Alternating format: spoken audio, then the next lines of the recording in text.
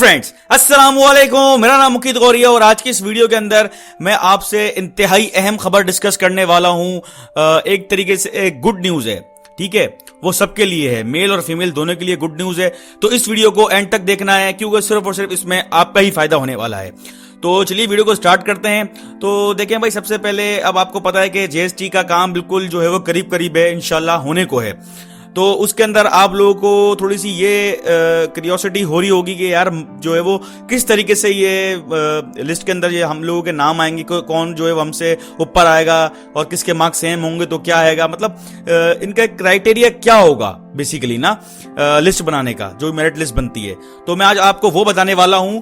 और तो चलिए पहले हम वीडियो को स्टार्ट कर लेते हैं, बताता हूं मैं आपको। देखें भाई, होगा सीन ये कि फॉर एग्जांपल तीन चीजें ये बेसिकली देख रहे हैं लिस्ट बनाते वक्त, ठीक है ना, मेरिट लिस्ट बनाते हुए तीन चीजें देखी जा रही हैं।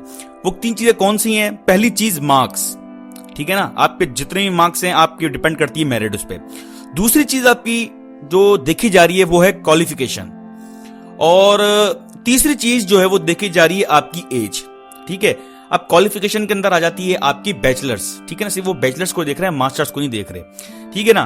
तो अब देखने से मुराद क्या है बेसिकली, अब क्या कर रहे हैं ये लोग कि फॉर एग्जांपल मैं आपको मिसाल देता हूं कि एक बंदे ने बैचलर किया हुआ है 2 साल का और एक बंदे ने 4 साल का बैचलर किया हुआ है, तो वो प्रेफरेंस देंगे 4 साल वाले बैचलर को, ठीक है। तो ये सबसे बड़ी गुड न्यूज है इसके अंदर कि जिसने 4 साल की या बीई की है, बीएस किया हुआ है, या 4 साल का जिसने ग्रेजुएशन करी हुई है, बैचलर है, वो सिलेक्टेड है, तो उसके लिए बहुत बड़ी गुड न्यूज है, ठीक है ना।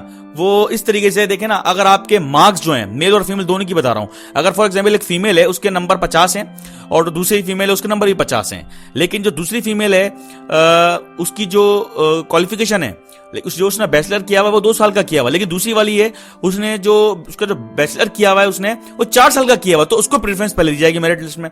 और इसी तरीके से अगर फिर दोबारा मिसाल देता हूं कि 2 फीमेल हैं और अगर एक की एज, ठीक है ना, एक की एज जो है वो दूसरी वाली फीमेल से बड़ी है लेकिन उसकी क्वालिफिकेशन कम है, तो जो छोटी वाली जो दूसरी वाली फीमेल होगी उसकी क्वालिफिकेशन ज्यादा, जिसका 4 साल का है बीएस या बीई, तो उसको प्रेफरेंस दी जाएगी, ठीक है ना।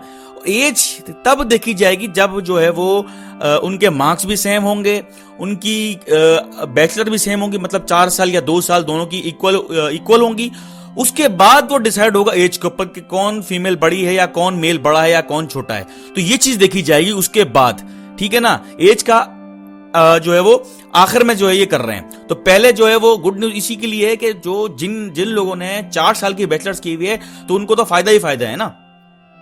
तो ये सीन है। और जहां पे फॉर एग्जांपल क्वालिफिकेशन मैच हो गई, फॉर एग्जांपल के एक बंदे ने 4 साल का बीई किया हुआ, एक ने बीएस किया हुआ 4 साल का, दोनों अब क्वालिफिकेशन मैच हो रही हैं, तो होगा क्या कि फिर वहां पे एज देखी जाएगी कि कौन बड़ा है और कौन छोटा है, जैसे मैं आपको बता चुका हूं। और दूसरी चीज ये कि जो प्रोफेशनल डिग्री करेगा, प्रोफेशनल डिग्री मतलब ये बीएड हो गई और एमएड हो गई या एडी हो गई, एसोसिएट एजुकेशन डिग्री हो गई, तो उसमें क्या होता है कि एजुकेशन में उसको 2000 रुपए एक्स्ट्रा अलाउंस मिलते हैं जिन्होंने प्रोफेशनल डिग्री की हुई होती है। प्रोफेशनल डिग्री बीकॉम, बीएससी या हमारी इंजीनियरिंग की बीएस ये नहीं आती। प्रोफेशनल डिग्री में आपका बीएड आता है और एमएड आता है। तो ये हो गया सीन।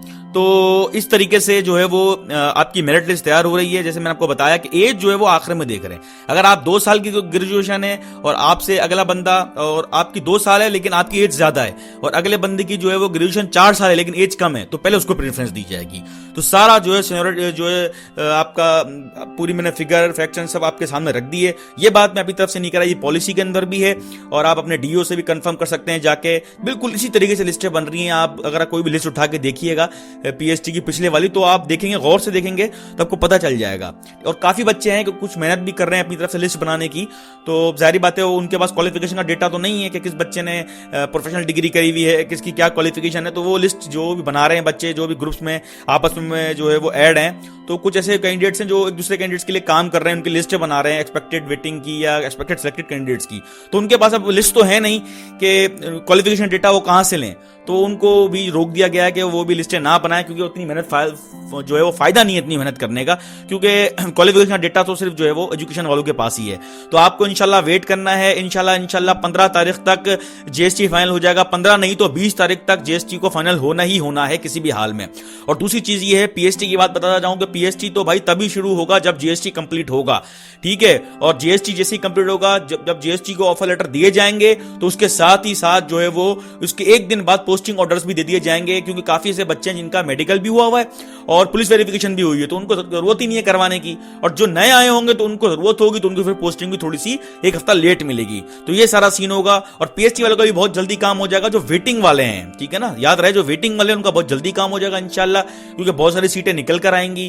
तो ये सारा सीन हो गया, ठीक है। आई होप ये वीडियो काफी इंफॉर्मेटिव रही होगी आप लोगों के लिए। तो इस वीडियो को ज्यादा शेयर करना है, अपने भाई को सपोर्ट करना है, तो don't forget to share this video with your friends. Subscribe.